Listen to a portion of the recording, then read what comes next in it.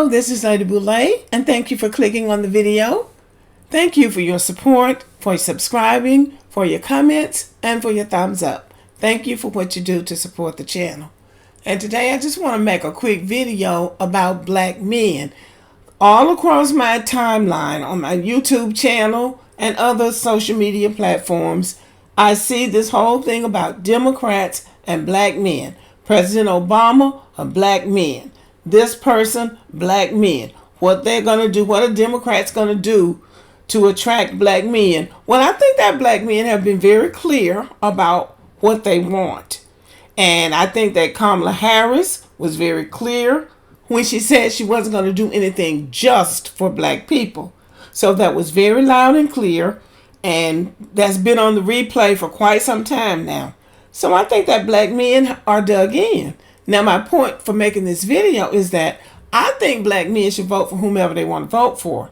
And I think the Democrats should stop trying to come up with schemes or some talking points where they think they're going to throw a few things at the black men and they're going to come running saying, oh, yes, we're going to vote for Kamala. There's a couple of things that I'm curious about. First of all, I want to know how many of these black men are actually going to vote.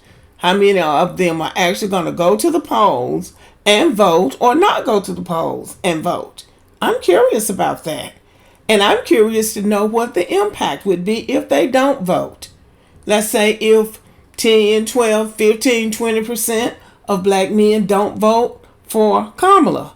I'm curious to know what the outcome would be, because that means that they will really have to do something in a next election cycle that would be satisfactory to black men, or they would have to go find another demographic to vote for them. Now, they've been threatening black people with the Latinos for quite some time now.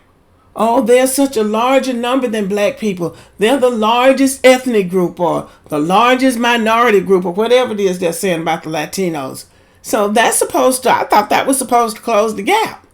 But now every time I look around, they're talking about black men again. Black men, black men, black men.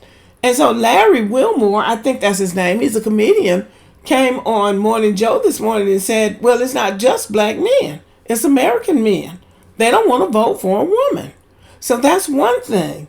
The second thing with black men is that they don't want to vote for a woman calling herself black that's married to a white man.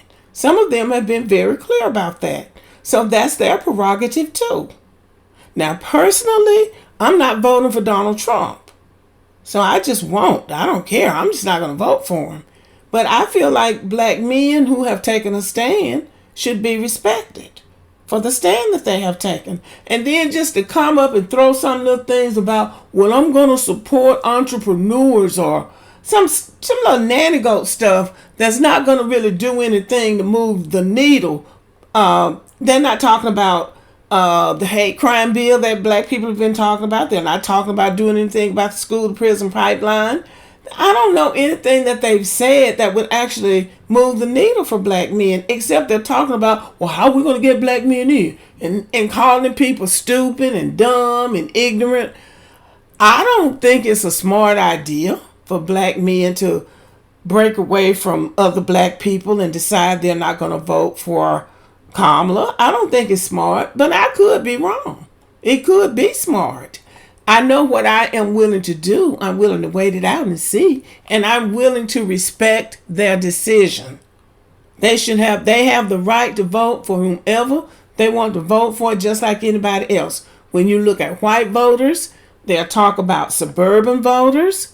They'll talk about college-educated voters. They'll talk about soccer moms. One year was all about the soccer moms. They'll talk about blue-collar workers. They'll talk about white people without college education. They have them broken up into all those categories.